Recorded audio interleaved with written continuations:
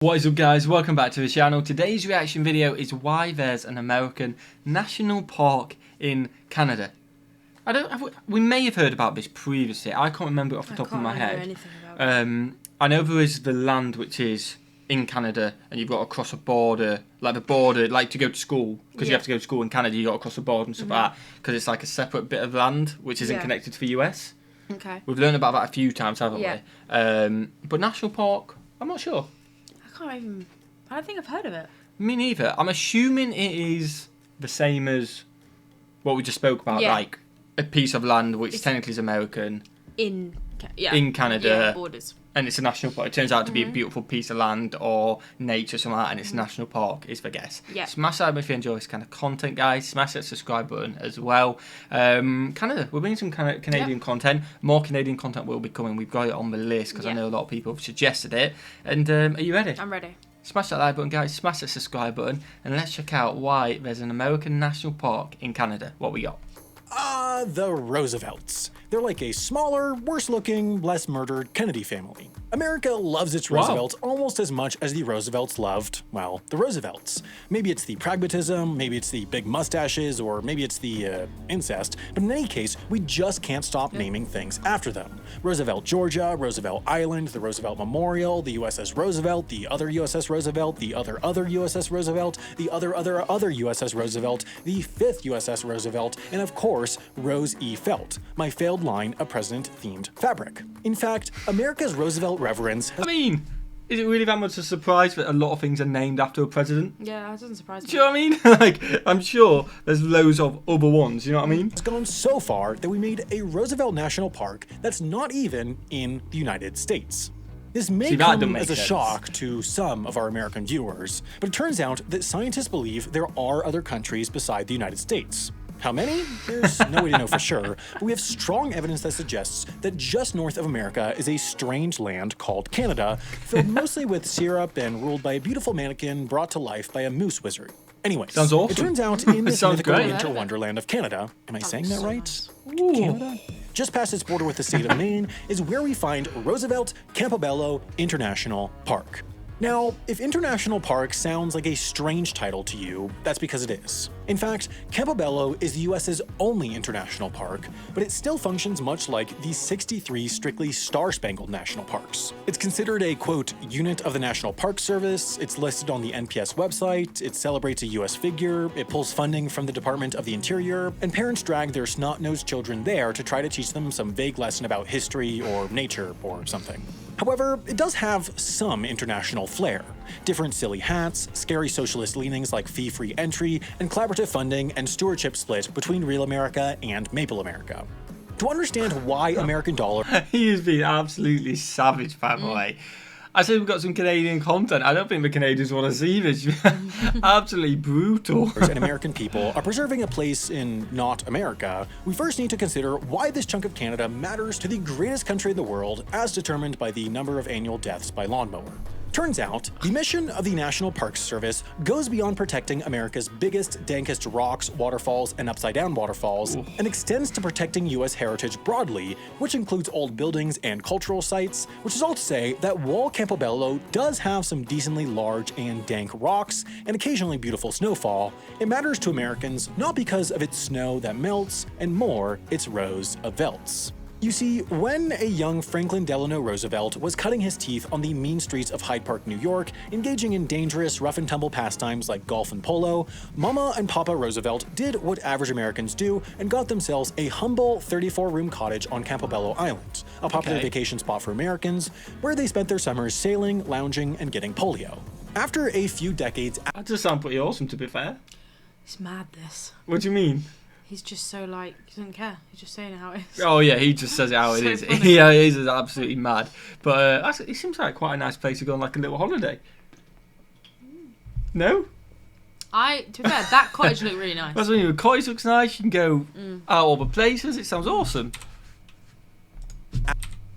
Where they spent their summers sailing, lounging, and getting polio.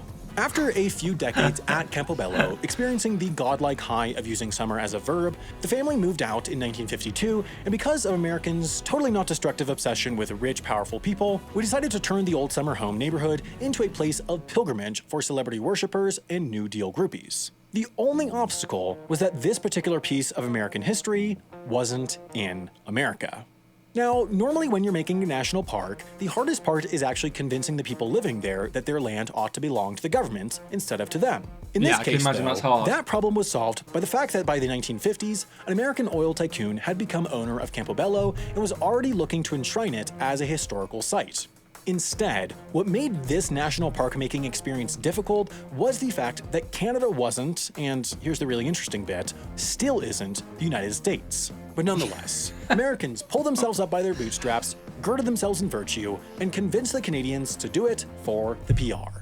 While you might think that FDR's vacation home is hollowed ground that transcends politics, it turns out its tale as a national park has less to do with reverence for where our former president learned to wear sweater vests, and more to do with getting a damn thing done. You see, conveniently, at the same time that oil tycoon began pushing for an American park in Canada, the Cold War was heating up, and the US and Canada were trying to smooth out a deal about a dam on the transboundary rivers along the countries' shared border. With tension and distrust in the air, and the shared need to get a big damn deal done, no politician could have picked a better time to collaborate on a relatively cheap project that displayed that Canada and the US got along just fine and were maybe even friends, if you're into labels. So, with virtue signaling on their minds, some politicians' overworked interns drew up a treaty that outlined a new park that the US and Canada were to share the costs of purchasing and preserving, and on January 22nd, 1964, President Lyndon B. for Bad Boy Johnson and Prime Minister Lester B. for Big Dog Pearson signed on the dotted line, creating the Roosevelt Campobello International Park.